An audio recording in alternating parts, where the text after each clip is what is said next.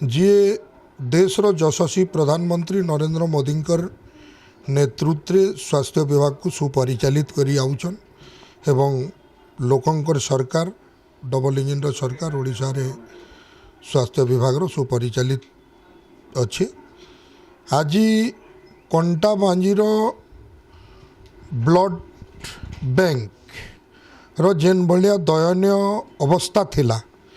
एथिरू जना पड़ुछे जे पूर्व सरकार एवं पूर्व नेतृत्व मानकर केन भलिया अवहेलित थिला कंटाबांजी प्रति 2018 मसीहा कंटाबांजी ब्लड बैंक रो कागज पत्र लाइसेंस रो समय सरी सारी समाप्त होता सेते बेले अणदेखा करी बिना लाइसेंस रे ताकू 2018 रु 19 पर्यंत चले आले 19 रु भी आउ जड़े प्रतिनिधित्व कले से महोदय माने भी एटा को देखा नहीं पाइले किंतु मुरे कहूले कंटाबांजी हॉस्पिटल को लोग नहीं आबार कंटाबांजी हॉस्पिटल रो एटा होचे सेटा होचे ई भलिया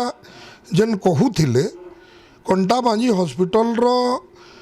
2018 मसीह रु जदि लाइसेंस सरीगला तार रिन्यूअल डेट खत्म हो गला हाँ आज पर्यंत ताकू नहीं कले आमे जेते बेले हासलु आमे जांच करू करू आमे देखलु कि कंटाबांजी ब्लड कैंप बैंक रो लाइसेंस समय सरी जाइए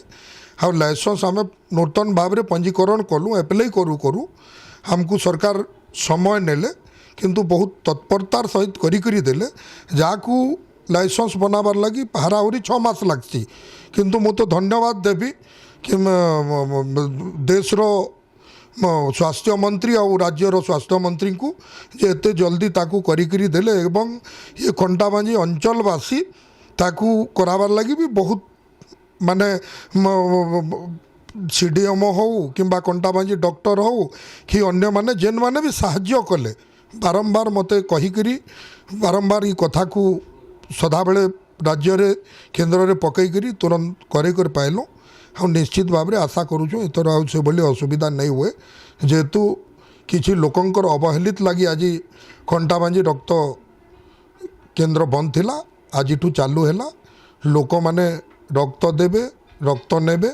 एवं लोकंकर जीवन बचावे।